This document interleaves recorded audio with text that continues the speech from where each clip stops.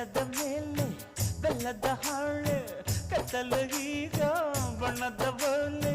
ಬಿಂಕವು ಏಕೆ ಮಿಂಚು ಕಣ್ಣಲ್ಲಿ ಸೊಂಟದ ಮೇಲೆ ನಾಚಿಕೆ ಬಳ್ಳಿ